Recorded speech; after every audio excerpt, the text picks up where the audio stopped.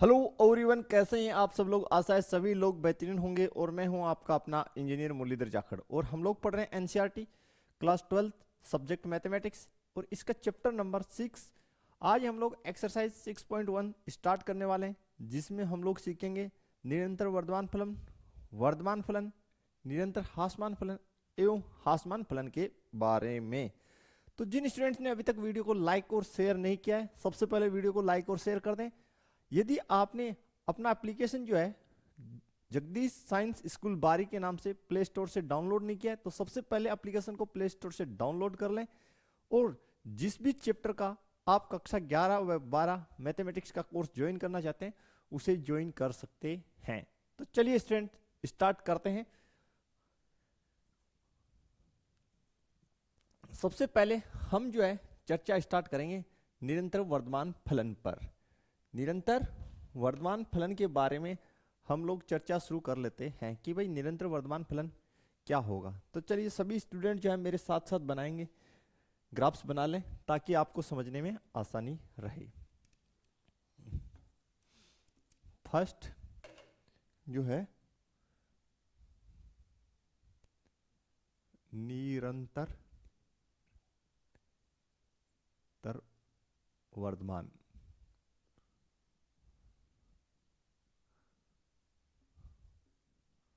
फलन।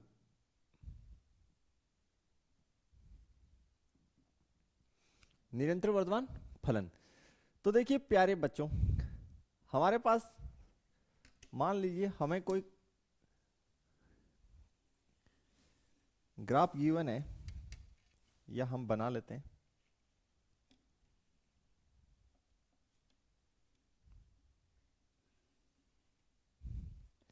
स्टूडेंट ये हमारा एक्स एक्स, ये हमारी एक्स नोट, ये वाई और ये वाई नोट। अब मेरे पास एक ग्राफ है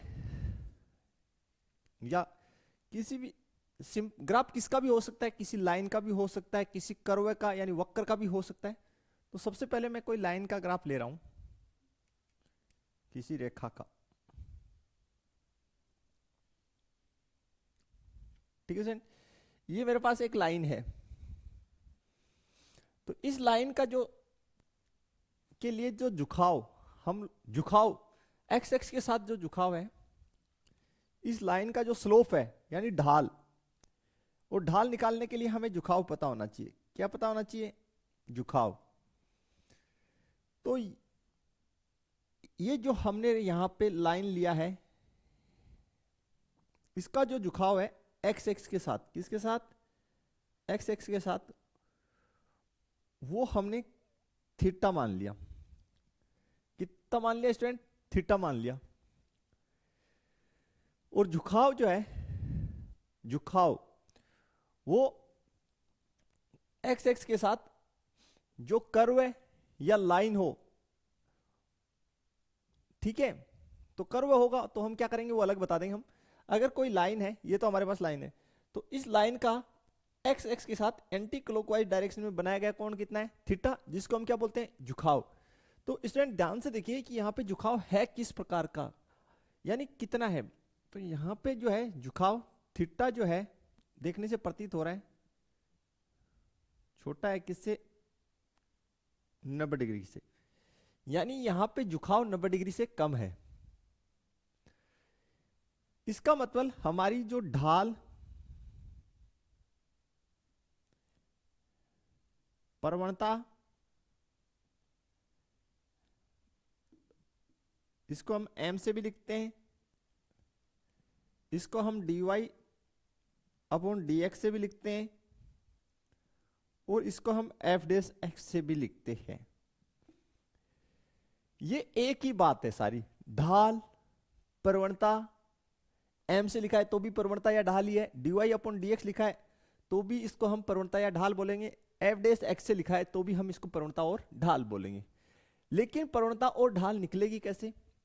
जो आपका झुकाव है, जो आपका झुकाव है किसका? रेखा, ये जो हमने ली रेखा, इस रेखा का जो है झुकाव एक्स एक्स के साथ एंटी क्लॉकवाइज डायरेक्शन में जो झुकाव है उसको अगर हम टेन थीटा से गुना कर दें तो एम इजिकल्स टू कितना हो गया, टेन थीटा। ठीक है प्यारे बच्चों, इसको आप ऐसे लिखें dy upon d x equals to tan theta, तो भी वही बात है। और आप इसको अगर ऐसे लिख दें f dash x equals to tan theta, तो भी ये किसको प्रदर्शित करेगा, ये हमेशा ढाल और प्रवणता को प्रदर्शित करेगा। Clear, dy upon d x ये भी क्या है, प्रवणता है। m is equals to tan theta ये भी प्रवणता ही है। इसीलिए तो हमने इनको सबको इक्वल लिखा कि ये सभी चीजें जो है किसको प्रदर्शित कर रही है, ढाल या प्रवणता को। इतना क्लियर हो गया स्टूडेंट। तो जब थीटा आपका जो है वो 90 से कम है, जब थीटा जो है 90 से कम है, थीटा यानी झुकाव,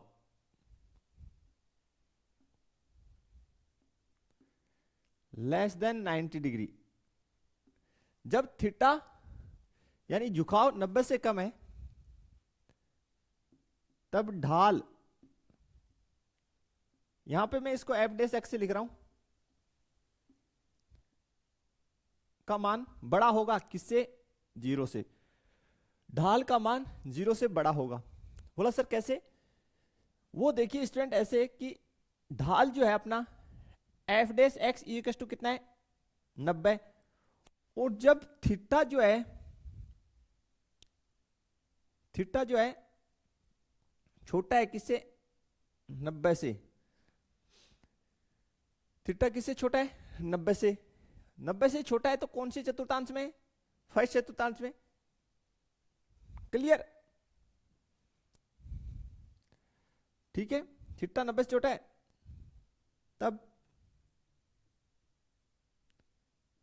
एफ डेस एक्स का मान जो है ग्रेटर देन जीरो होगा, क्योंकि प्रथम चतुर्थांश में टेन क्या होता है, पॉजिटिव होता है।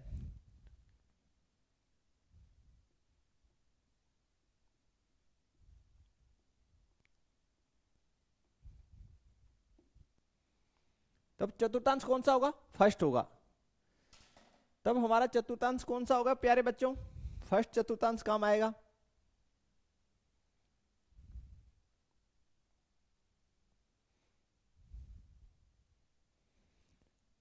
क्लियर होना चाहिए यहां तक, फिर से रिपीट कर लेते हैं। हम सबसे पहले पढ़ रहे हैं निरंतर वर्धमान फलन, निरंतर वर्धमान फलन। अब देखिए स्टूडेंट, हम कर्व लेके भी चलेंगे। अभी हमने मान लिया कि ये हमारा निर्देशांक तल है, इसमें हमने एक रेखा खींच ली, और इस रेखा का एक्स एक्स के साथ झुकाव जिसको हम टेन थीटा से लिखते हैं, हम इसको कक्षा 11 से लिंक करके चल रहे हैं। थीटा जो झुकाव है, ठीक, और ये जो झुकाव है वो 90 से कम है। 90 से कम है इसका मतलब, लेकिन जीरो से अधिक, लेकिन जीरो से अधिक होगा। और दिख ही रहा है आपको देखने में कि भाई जीरो से तो अधिक होना ही है। तो ऐसे लिख सकते हैं आप इसको,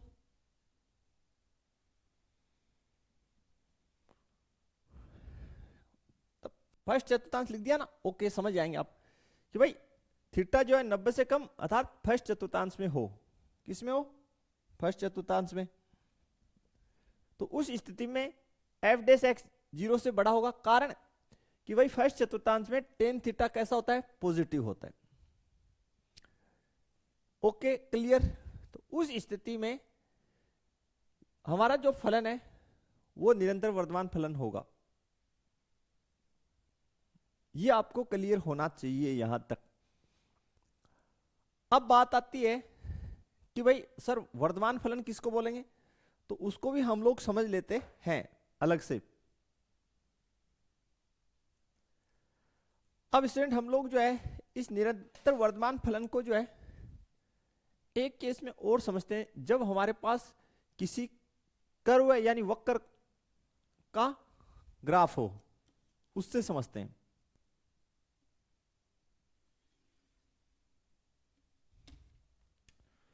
देखिए प्यारे बच्चों,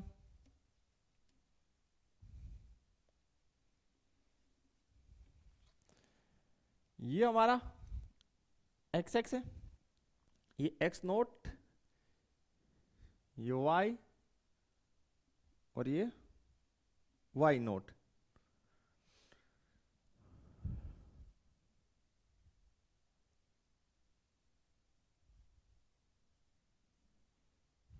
तो मैं एक कर्व आपके पास बना देता हूं।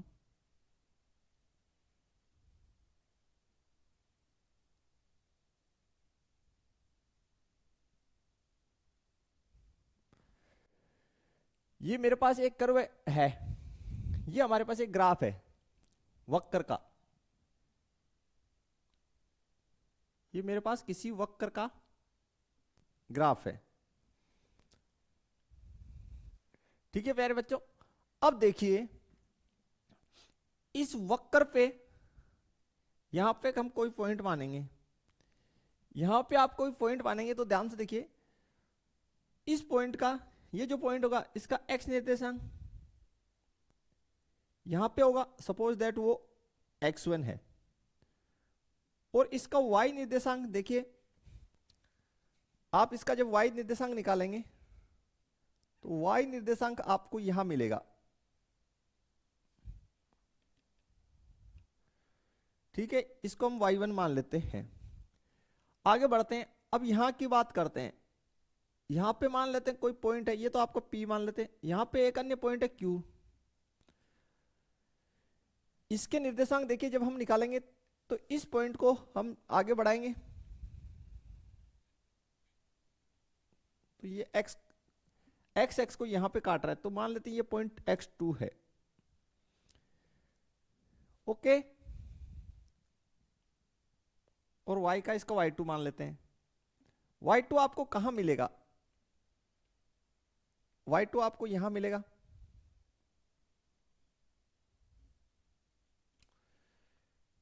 क्लियर हो जाना चाहिए यहां तक। यहां पे आपको कौन सा मिला? y2 मिला। अब देखिए बच्चों, हम समझाना ये चाहते हैं कि इस वक्र में जैसे जैसे x का मान बढ़ाते हैं वैसे वैसे y की वैल्यू बढ़ रही है। यानी यहां पे जो वक्र हमें दिया गया है, इस वक्र में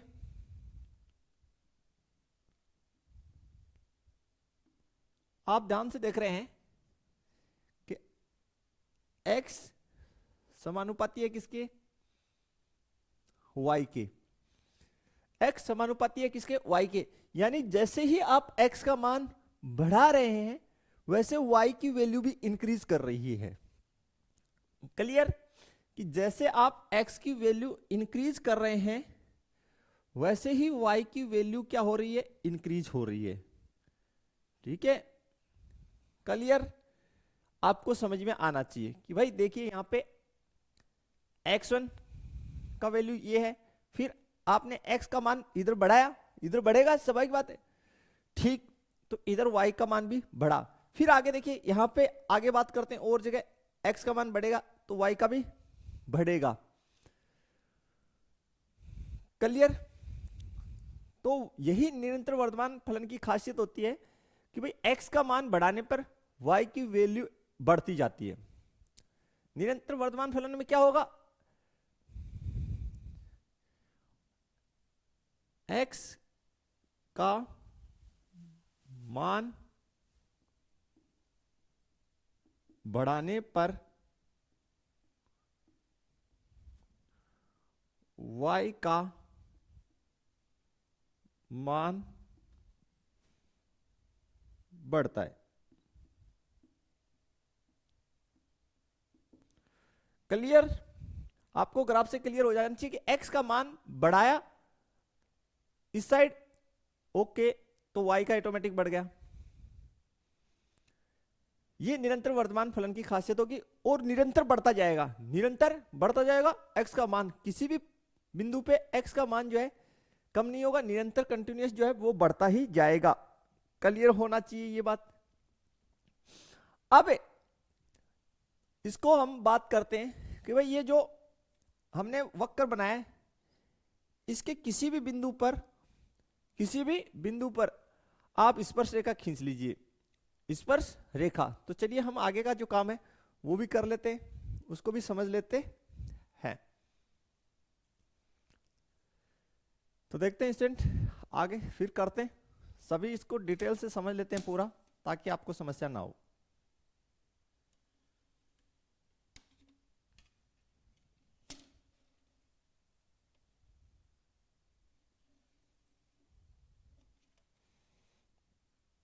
ये हमारा x नॉट, y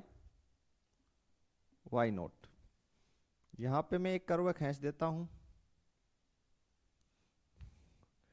ठीक है प्यारे बच्चों, अब इस कर्व पे इस कर्व पे बहुत सारे बिंदु है, बिल्कुल। तो आप किसी भी पॉइंट पे स्पर्श रेखा खींच लो। सपोज दैट यहां पे हमने एक पॉइंट जो है मान लिया, इस पे हम स्पर्श रेखा खींचेंगे। क्या खींचेंगे? स्पर्श रेखा। तो यहां पे जैसे ही मैंने स्पर्श रेखा खींची,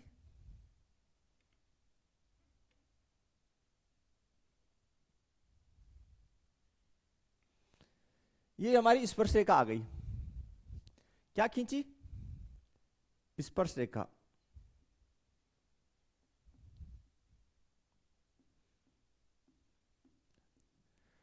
तो ये जो स्पर्श रेखा हमने खींची है, ये एक्स एक्स के साथ जो कोण बनाएगी उसको हम झुकाव बोलेंगे। तो इसको थोड़ा आगे बढ़ा दें स्टूडेंट, ताकि आपको समझ में आए। ये एक्स एक्स के साथ suppose that anti clockwise direction में थीटा कोण बनाती है, जिसको हम क्या बोलेंगे? झुकाव। क्या बोलेंगे? झुकाव बोलेंगे। चूंकि फलन कैसा है?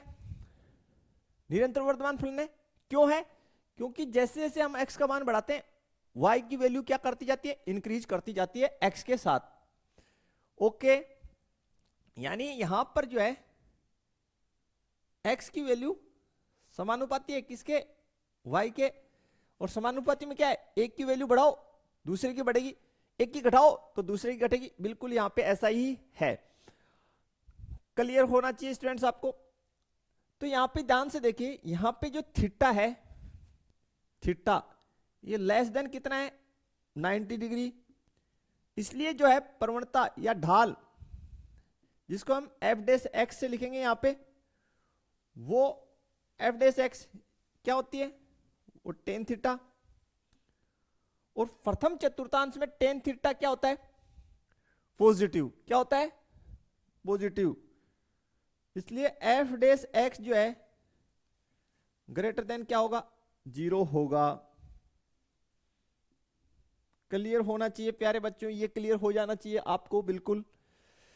तो यही निरंतर वर्तमान फलन की परिभाषा है कि भाई x का जो मान है उसको जब हम बढ़ाएंगे तो y की वैल्यू बढ़ती जाएगी, x के वैल्यू को घटाएंगे तो y की वैल्यू घटेगी निरंतर वर्तमान फलन में। दूसरी बात, इसमें जो झुकाव है अर्थात थीटा, वो 90 से छोटा होगा लेकिन 0 से बड़ा, 0 से बड़ा। और अर्थात इसका मतलब फर्स्ट चतुर्थांश में, फर्स्ट चतुर्थांश में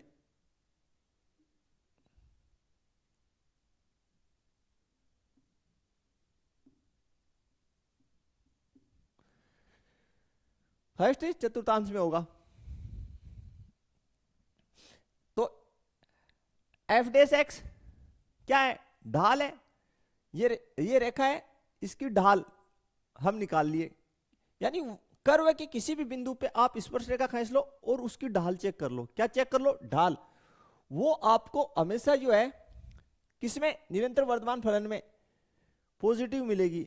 और ढाल को हम किससे लिखेंगे? F dash x equal to tan theta से। क्लियर होना चाहिए प्यारे बच्चों। ओके, तो चलिए अब हम आगे बढ़ते हैं। फिर नेक्स्ट हमारे पास है टॉपिक वर्तमान फलन। तो सबसे पहले मैं आपको कर्व बना लेता हूं कोई, और उसकी सहायता से एक्सप्लेन कर देता हूं। आप भी साथ साथ बनाएं, सभी स्टूडेंट साथ साथ बनाएंगे।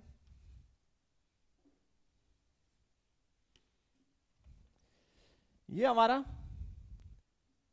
एक्स एक्स है, x naught, y x, y naught. अब हम एक कर्व बना लेते हैं।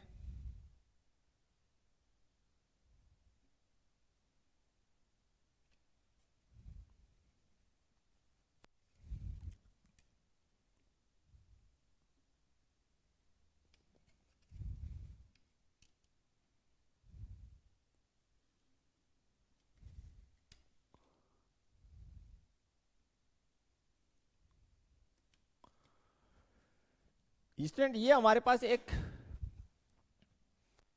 हमें किसी फंक्शन का ग्राफ दे रखा है, ठीक है। अब आप ध्यान से देखेंगे कि यहां पे जो है फंक्शन यहां से लेके इसको मैं बिंदु P दे देता हूं और इसको Q, इसको हम पॉइंट R दे देते हैं और सपोज दैट ये हमारा S है। तो आप ध्यान से देखेंगे P से Q तक तो जो है, P से Q तक जो अंतराल है इसमें X की वैल्यू बढ़ने पर Y की वैल्यू बढ़ रही है, ठीक है। और यहां से देखिए R से S, R से S, इसमें क्या हो रहा है कि भाई X का वैल्यू बढ़ाने पे Y का वैल्यू भी क्या हो रहा है, बढ़ रहा है, ऐसा हो रहा है, ठीक। लेकिन ये जो QR है इसमें आप X की वैल्यू बढ़ाओगे तो Y का नहीं बढ़ेगा, Y का नहीं बढ़ेगा। यानी दूसरा बात ये कह सकते हैं कि यहां पे ये जो QR है इसमें आप स्लोप बताइए, ढाल कितनी है। आप कहेंगे सर ये तो एक स्ट्रेट लाइन एकदम से, इसमें कोई ढाल नहीं है। यानी यहां पर जो है कोई भी आप पॉइंट लेंगे, सपोज दैट ये पॉइंट ले लिया आपने और इस पे स्पर्श रेखा खींचनी है, तो इस पे आप जब स्पर्श रेखा खींचेंगे, मैं दूसरे कलर का इस्तेमाल कर लेता हूं, यहां पे आप स्पर्श रेखा खींचेंगे तो ये एकदम से पैरेलल ही आ जाएगी।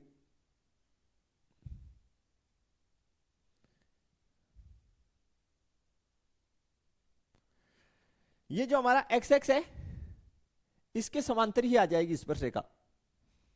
ये क्यू आर जो है इस पर हमने यहां पे एक पॉइंट एज्यूम किया है, अगर आप इस पॉइंट पर स्पर्श रेखा जो खींचेंगे वो किसके समांतर होगी, एक्स एक्स के, ठीक है। और इसलिए जो है यहां पे थीटा कितना है, आप कहेंगे सर यहां थीटा 0 है,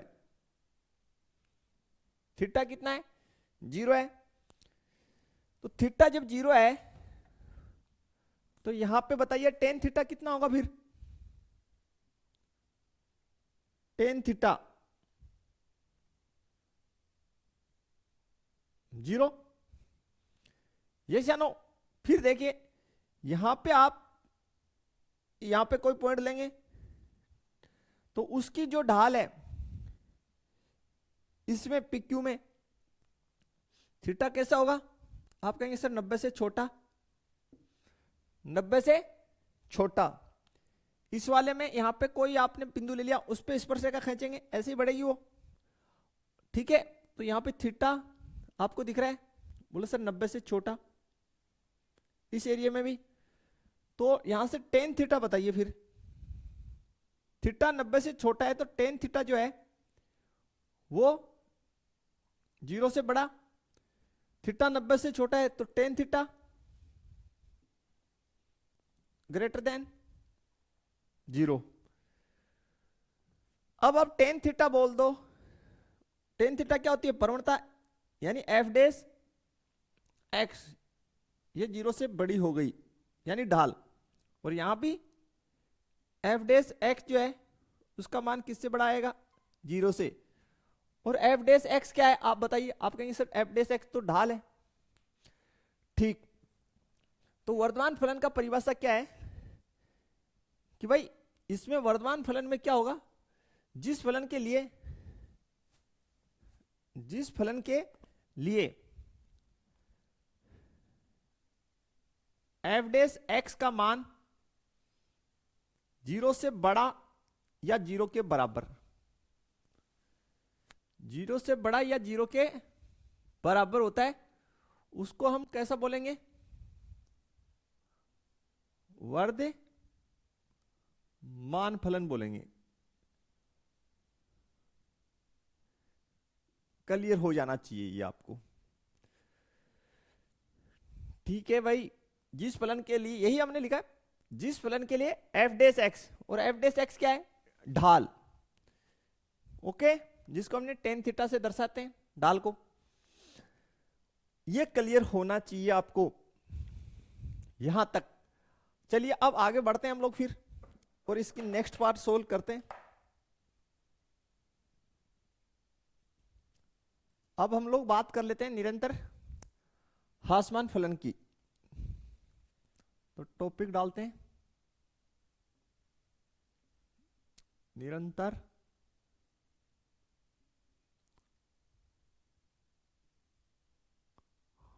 ह्रासमान फलन।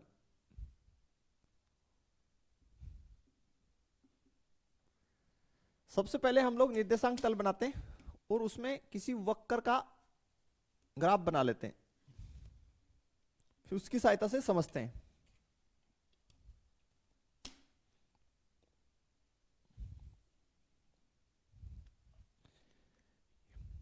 ये हमारा एक्स एक्स है, ये एक्स नोट, ये वाई एक्स और ये वाई नोट।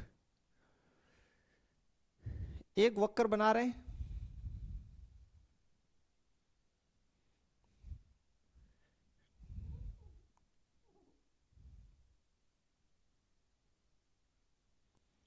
ठीक है प्यारे बच्चों, ये हमने एक वक्र बनाया। अब इस वक्र में ध्यान से देखें कि यहां पे एक पॉइंट है, यहां पे कोई पॉइंट है,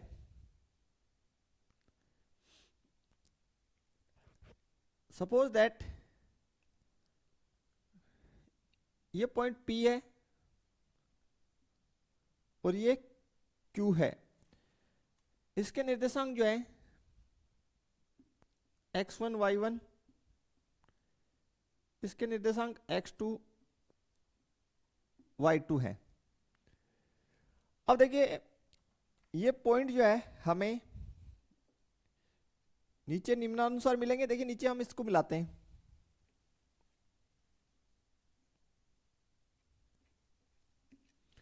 तो यहां पे हमें x1 मिला और यहां पे हमें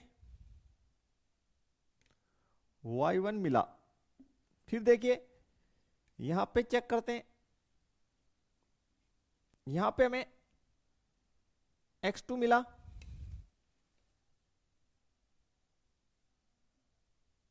और यहां पे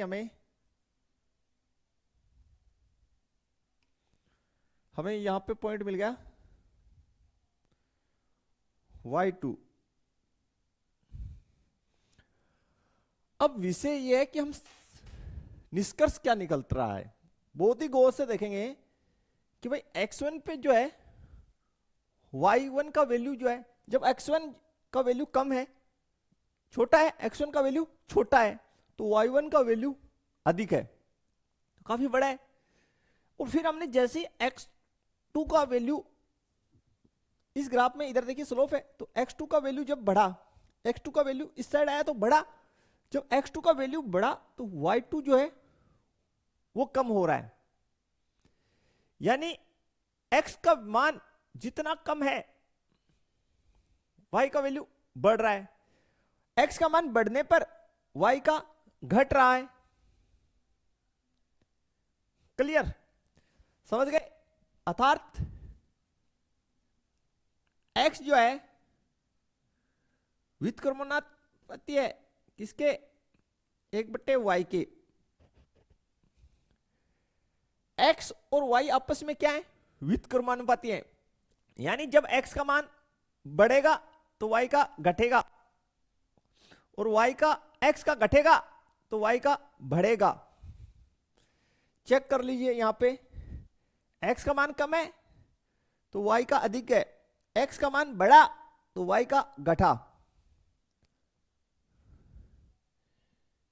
ठीक है, क्लियर। ऐसा होता है निरंतर ह्रासमान फलन में कि भाई एक का मान बढ़ेगा तो दूसरे का घटेगा, दूसरे का बढ़ेगा तो पहले का घटेगा, एक दूसरे के व्युत्क्रमानुपाती होते हैं। अब हम लोग जो है ये जो हमारा वक्र है इस पे एक किसी बिंदु पे हम लोग स्पर्श रेखा खींच लेते हैं, कोई पॉइंट ले लेते हैं और उस पे स्पर्श रेखा खींचते हैं। तो चलिए उस पे स्पर्श रेखा बना लेते हैं, कोई पॉइंट ले लेते हैं।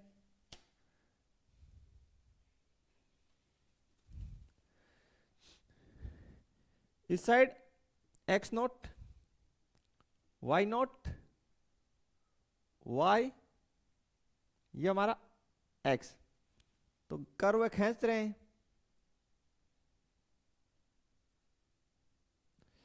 खींच दिए एक कर्व है। अब देखिए स्टूडेंट, सपोज दैट हमारे पास यहां पे एक पॉइंट है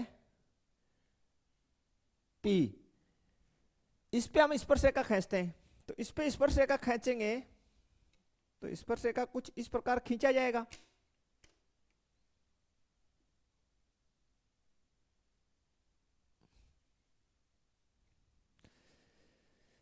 खींच दिया स्पर्श रेखा। अब ये जो स्पर्श रेखा है ये एक्स एक्स के साथ एंटी क्लॉकवाइज डायरेक्शन में जो कोण ये बना रही है यहां पे, ये थीटा। ठीक है, ये जो हमने स्पर्श रेखा खींची इसने एक्स एक्स के साथ एंटी क्लॉकवाइज डायरेक्शन में थीटा कोण बनाया।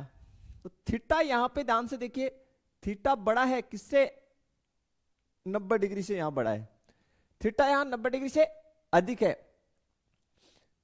90 से अधिक है, इसलिए इसकी जो ढाल है जिसको हम टेन थीटा से लिखेंगे, ढाल को टेन थीटा से लिखते हैं, वो छोटी होगी किससे, 0 से। ढाल का मान टेन थीटा जो है वो 0 से कम होगा, यानी एफ डेस एक्स जो है उसका मान छोटा होगा किससे, 0 से। किससे होगा, 0 से। कारण कि भाई थीटा 90 से अधिक है तो कौन सा चतुर्थांश हो जाएगा, सेकंड चतुर्थांश। 90 से अधिक का मतलब सेकंड चतुर्थांश, और सेकंड चतुर्थांश में टेन जो है नेगेटिव होता है। टेन क्या होता है, नेगेटिव होता है। तो यही डेफिनेशन हम लोगों ने लिख रखा है कि जिस फलन के लिए एफ डेस एक्स का मान 0 से छोटा हो उसे निरंतर ह्रासमान फलन कहते हैं। और निरंतर ह्रासमान इसलिए कहते हैं क्योंकि जैसे जैसे x का वैल्यू बढ़ता जाएगा वैसे वैसे y की वैल्यू जो है घटती जाएगी, या उल्टा बोल दीजिए, जैसे जैसे y का मान बढ़ता जाएगा x का घटता चला जाएगा। यानी दोनों एक दूसरे के व्युत्क्रमानुपाती होंगी वैल्यूज, x की बढ़ेगी y की घटेगी। ठीक है, और इसकी घटेगी, x घटेगा y बढ़ेगा। क्लियर होना चाहिए, दोनों एक दूसरे के क्या है, व्युत्क्रमानुपाती हैं। तो चलिए प्यारे बच्चों, आगे हम लोग नेक्स्ट और लास्ट जो है ह्रासमान फलन, इसको समझ लेते हैं। तो ह्रासमान फलन को समझने के लिए हम लोग सबसे पहले निर्देशांक तल बना लेते हैं और उसमें किसी वक्र को प्रदर्शित कर देते हैं। वक्र का जो ग्राफ है उसको प्रदर्शित करते हैं, उसी से समझाएंगे। तो आप भी हमारे साथ साथ बनाइए। तो ये आपका x x, x naught, y naught, और ये वाई एक्स। तो चलिए बनाते हैं फिर।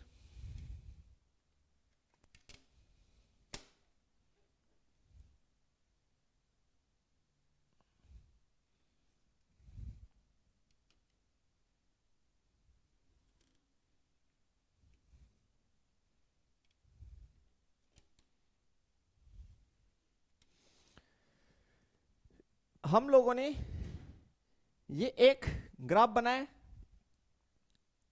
इस पॉइंट को हम P नाम दे रहे हैं, इसको हम Q नाम दे रहे हैं, इसको नामकरण R दे देते हैं, और इस पॉइंट को नामकरण हमने S दे दिया। अब देखिए, आप ध्यान से देखेंगे कि भाई ये जो QR है, ये जो QR है डिस्टेंस, इसमें यहां पे कोई भी पॉइंट ले लीजिए और उस पे आप जब स्पर्शरेखा खींचेंगे, QR पर जो है किसी भी पॉइंट पे आप स्पर्शरेखा खींचेंगे, सपोज दैट यहां पे आपने कोई T पॉइंट माना, इस पे आप स्पर्शरेखा खींचेंगे तो स्पर्शरेखा ऐसे ही खींची जाएगी एकदम सीधी। यस या नो? ऐसे खींची जाएगी। इसका मतलब यहां पे जो झुकाव है यानी थीटा वो कितना है? 0 है। जब थीटा 0 है तो ढाल टेन थीटा वो कितनी हो गई? वो भी 0 हो गई। यस या नो? और ढाल को आप क्या बोलते हैं? एफ डेस एक्स भी बोलते हैं, वो भी क्या हो गई? 0। ये क्लियर होना चाहिए। इसके बाद में आगे वार्तालाप करते हैं। आर एस जो है, इसमें देखिए अगर हम स्पर्शरेखा खींचे यहां पे कोई किसी भी पॉइंट पे, तो उसका जो ढाल है आपको पता ही है। इसको हम थोड़ा आगे बढ़ा देते हैं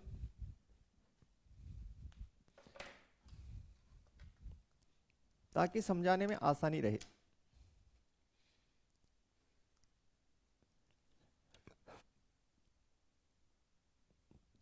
ठीक है, यहां पे हमें स्पर्शरेखा खींचनी है तो ये स्पर्शरेखा ऐसे जाएगी, तो ये एक्स एक्स के साथ ये कोण जो बनाएगी, ध्यान से देखिए, स्पर्शरेखा जो है एक्स एक्स के साथ ये कोण बनाएगी और ये कोण 90 से बड़ा है। तो यहां पे अगर स्पर्शरेखा आप खींचेंगे तो थीटा जो है यानी झुकाव वो किससे बड़ा होगा?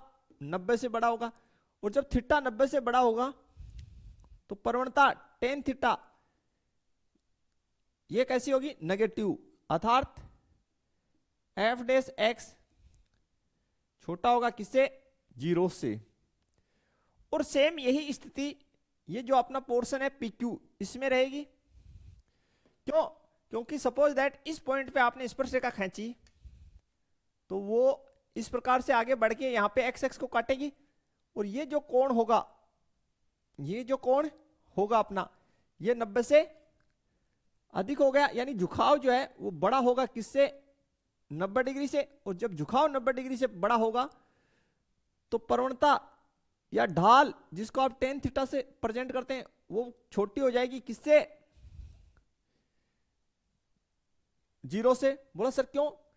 क्योंकि 90 से बड़े का मतलब हुआ सेकंड चतुर्थांश, और सेकंड चतुर्थांश में टेन नेगेटिव, इसलिए टेन थीटा 0 से छोटा, अर्थात f dash x less than 0, less than 0। तो स्टूडेंट ऐसे कर्व या वक्र जिनमें टेन थीटा बोल दीजिए या प्रवणता बोल दीजिए, ढाल बोल दीजिए, उसका मान किसी बिंदु पे हमें 0 भी प्राप्त हो, किसी बिंदु पे 0 भी प्राप्त हो, और बाकी सभी पे जो है एफ डेस एक्स की वैल्यू हमें 0 से छोटी प्राप्त हो, तो ऐसे फलन कैसे कहलाएंगे? हासमान फलन। क्या कहलाएंगे? हासमान फलन। और हासमान फलन का मतलब हो गया एफ डेस एक्स जो है वो 0 से छोटा भी प्राप्त हो और किसी एक बिंदु या एक से अधिक बिंदुओं पर एफ डेस एक्स का मान 0 के बराबर भी प्राप्त हो। तो ये अपना हो गया हासमान फलन।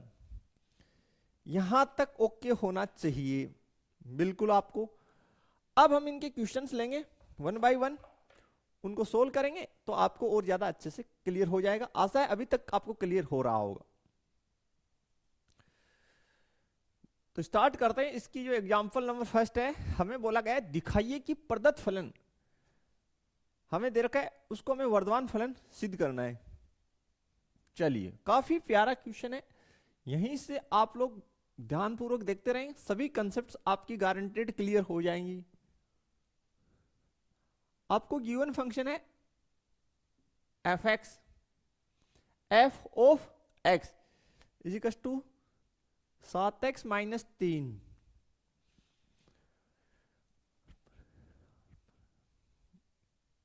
आर पर एक वर्धमान फलन है।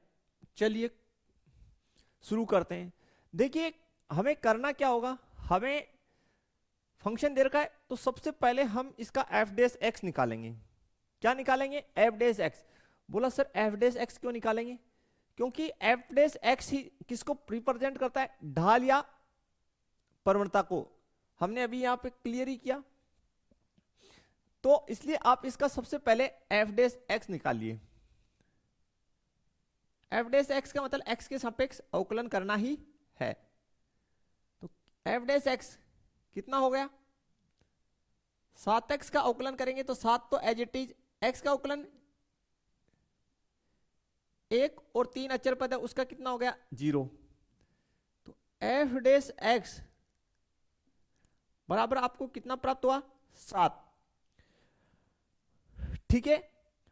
अब प्यारे बच्चों, हमने डेफिनेशन में पढ़ा कि यदि एफ डेस एक्स का वैल्यू जो है 0 से बड़ा हो तो वो निरंतर वर्धमान फलन है। कैसा फलन है? निरंतर वर्धमान फलन है। चूंकि F dash x greater than क्या है? 0 है, अतः फलन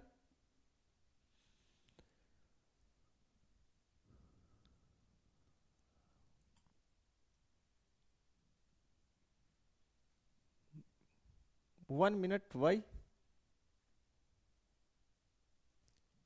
तो देखिए स्टूडेंट, हमने बना लिया अवकलन। तो ये जो हमारा फलन है,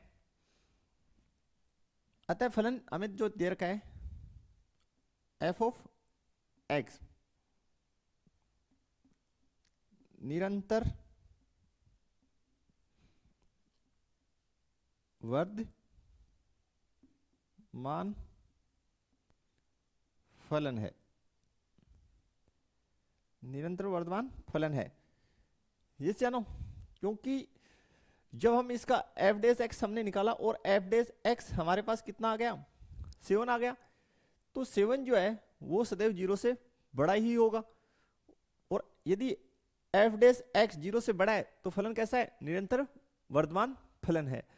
अब यार ये जो नया एनसीईआरटी का बुक आया है, इसमें सारे क्वेश्चनों को बिगाड़ बिगाड़ के पता नहीं कैसे ओल्ड एनसीईआरटी का जो है उसमें लिखे निरंतर वर्धमान। अब इसी को ये वर्धमान लिख रहा है कि ये बताइए, सिद्ध कीजिए कि ये वर्धमान है। तो भाई ये 0 जो है इसका वैल्यू कहाँ 0 होगा? F dash x.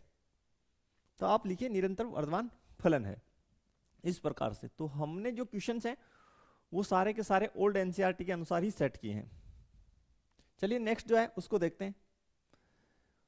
दिखाइए कि प्रदत्त फलन f निरंतर वर्धमान फलन है। तो सबसे पहले हम फलन को लिख लेते हैं।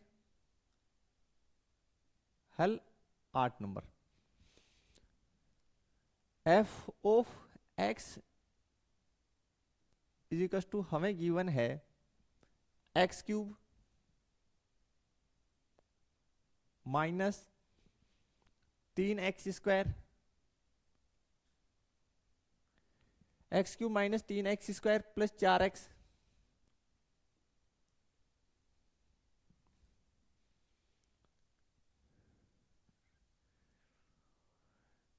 ठीक है।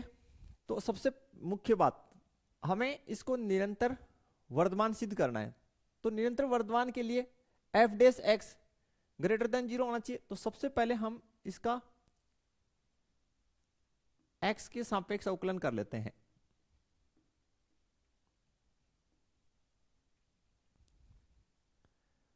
अवकलन करने पर x के सापेक्ष अवकलन करने से हमें एफ डेस एक्स मिल जाएगा। ये कितना हो जाएगा 3x² और इसका 3 दूनी 6x प्लस 4। अब स्टूडेंट एफ डेस एक्स इसका मान 0 से बड़ा आना चाहिए। तो ऐसा हम क्या करें कि ये जो फंक्शन है ये हमें 0 से बड़ा, हम कह सकें कि ये 0 से बड़ा है।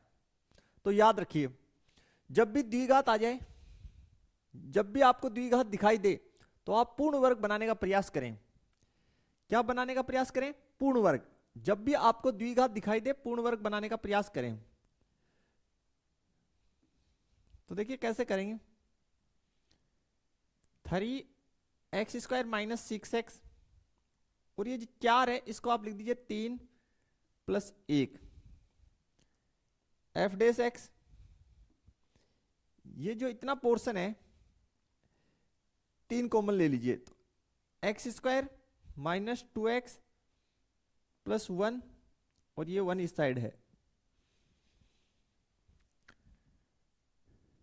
F dash x is equal to 3 as it is और इसको आप लिख दीजिए x माइनस 1 का होल स्क्वायर प्लस 1। अब प्यारे बच्चों एक बात बताइए, x माइनस 1 का होल स्क्वायर है यानी पूर्ण वर्ग है, तो कैसा रिजल्ट देगा? 100% हमेशा आपको पॉजिटिव रिजल्ट देगा। ठीक है, जहां पे x किससे संबंधित है? रियल नंबर से। यानी x का मान आप रियल नंबर में से यहां कुछ भी डालिए आपको हमेशा पॉजिटिव नंबर ही मिलेगा। लेकिन मेरा तो ये पूछना है ये फंक्शन कभी 0 भी मिलेगा क्या आपको? नहीं मिलेगा भाई 0, इसकी वैल्यू कभी 0 नहीं आएगी क्योंकि इस साइड 1 है। तो ये हमेशा आपको क्या मिलेगा? ये हमेशा आपको पॉजिटिव मिलेगा। यस या नो? आप लिखिए चूंकि x माइनस 1 का होल स्क्वायर ग्रेटर देन 0 परिणाम देगा।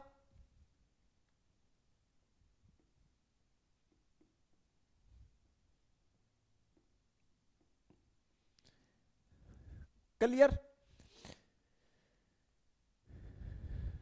अरे आप ज्यादा से ज्यादा आप जो है ग्रेटर देन इक्वल टू 0, हाँ ये ग्रेटर देन इक्वल टू, ये ग्रेटर देन इक्वल टू 0 देगा। यानी ज्यादा से ज्यादा ये परिणाम हमें कैसा दे सकता है? 0 दे सकता है। अगर हम x का वैल्यू 1 डाल दें तो ये आपको 0 रिजल्ट देगा। लेकिन x 1 के अलावा आप कुछ अन्य राशि डालें रियल नंबर में से तो आपको पॉजिटिव रिजल्ट देगा, ग्रेटर देन इक्वल टू 0। ठीक है, हद से हद ये 0 हो गया तो भी यहाँ पे कितना है? 1 तो है ही, तो भी एफ डेस एक्स क्या हो गया? 0 से बड़ा। इसलिए F dash x greater than 0, F dash x greater than 0। अतः फलन निरंतर वर्धमान है। अतः फलन कैसा है? निरंतर वर्धमान फलन है। ओके हो जाना चाहिए। ये आपको 0 रिजल्ट दे सकता है जब x का वैल्यू आप 1 ले, लेकिन 1 के अलावा आप कुछ भी लेंगे आपको पॉजिटिव रिजल्ट देगा क्योंकि पूर्ण वर्ग है। अगर ये 0 भी हो जाए तो भी इस साइड 1 है तो एफ डेस एक्स जो है 0 से बड़ा रह गया, और 0 से बड़ा है इसका मतलब कैसा है? निरंतर वर्धमान है। ठीक है प्यारे बच्चों, ओके होना चाहिए। नेक्स्ट एग्जांपल हम लोग देखते हैं। नेक्स्ट एग्जांपल में हमें बोला गया है f of x is equal to cos x. चलिए हल जो है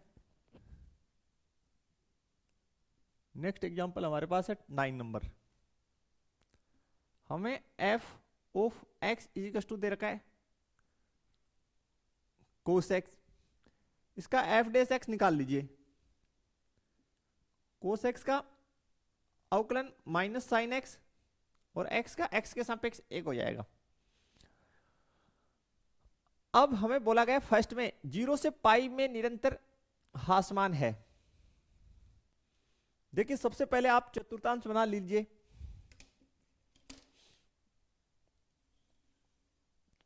और उसकी सहायता से समझते हैं, इसको समझना आसान होगा, बेहद आसान। यहां पे 0 है, ये आपका पाई बाय 2 है, ये आपका पाई है 3 पाई बाय 2,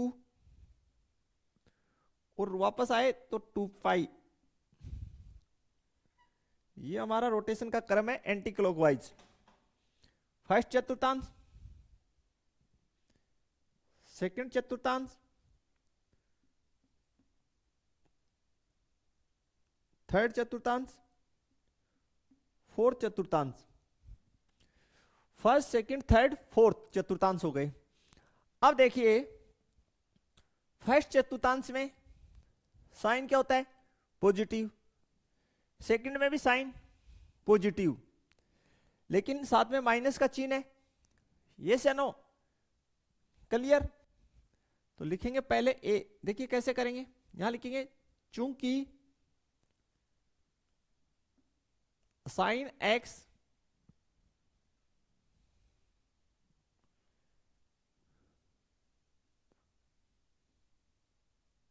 प्रथम व द्वितीय चतुर्थांश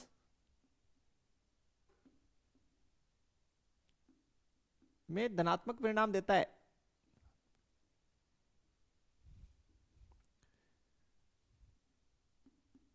परिणाम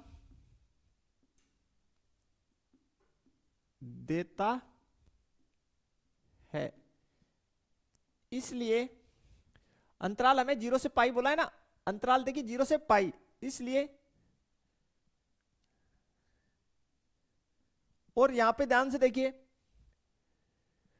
यहां पे देखिए ये कौन सा अंतराल है, ओपन इंटरवल है, यानी 0 और पाई शामिल नहीं है, 0 और पाई शामिल नहीं है, 0 और पाई शामिल नहीं है, यानी 0 को शामिल नहीं किया है और पाई को भी शामिल नहीं किया है, क्योंकि साइन 0 पे 0 और साइन पाई पे 0। तो देखिए 0 और पाई, इसलिए 0 से पाई अंतराल में साइन एक्स ग्रेटर देन 0 होगा। लेकिन हमारे यहां पे जब हमने एफ डेस एक्स किया तो साथ में चिन्ह कैसा है, माइनस, तो माइनस से गुना कर दीजिए। तो जब हम माइनस से गुना करते हैं तो असमीका का चिन्ह क्या होता है, परिवर्तित हो जाता है, और यही आपका क्या है, minus sine x, F dash x है, जो किससे छोटा हो गया, 0 से। अतः 0 से पाई में फलन निरंतर ह्रासमान है।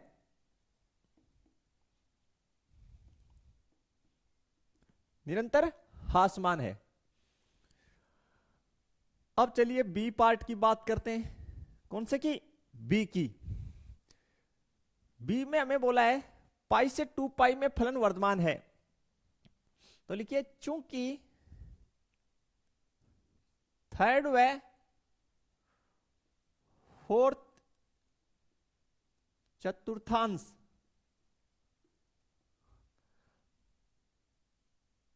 अर्थात पाई से 2 पाई अंतराल में अपना जो साइन एक्स है, ये क्या होता है, साइन तृतीय चतुर्थांश जो है उसमें नेगेटिव, चौथे में नेगेटिव, यानी साइन एक्स जो है 0 से छोटा होता है। क्लियर हो जाना चाहिए कि साइन एक्स जो है वो थर्ड और फोर्थ चतुर्थांश में नेगेटिव परिणाम देता है, इसका मतलब 0 से छोटा है।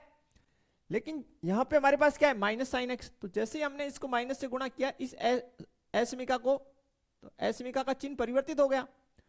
तो इसको क्या लिख दीजिए, एफ डेस एक्स, ये क्या हो गया, ग्रेटर देन 0। अतः पाई से 2 पाई अंतराल में फलन निरंतर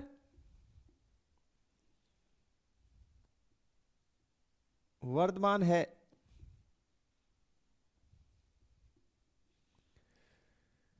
निरंतर वर्धमान है।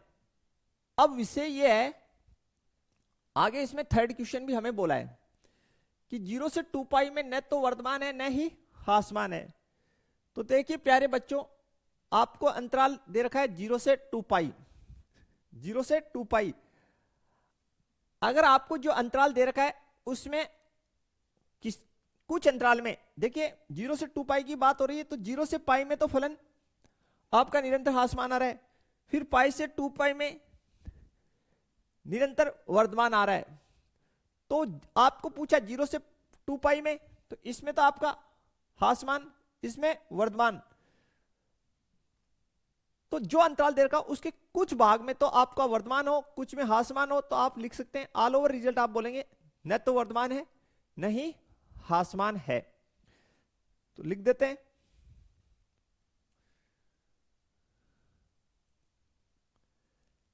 चलिए फिर करते हैं इसको, लिखते हैं यहां सी वाला लिखेंगे, चूंकि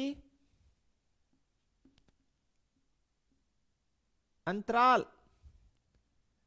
0 से पाई में फलन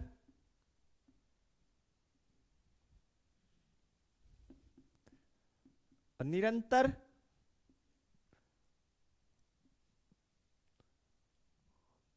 ह्रासमान व अंतराल पाई से 2 पाई में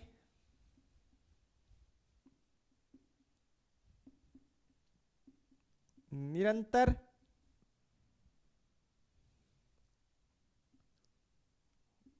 वर्धमान फलन है। अतः अंतराल 0 से 2 पाई में फलन न तो वर्धमान है न ही ह्रासमान है।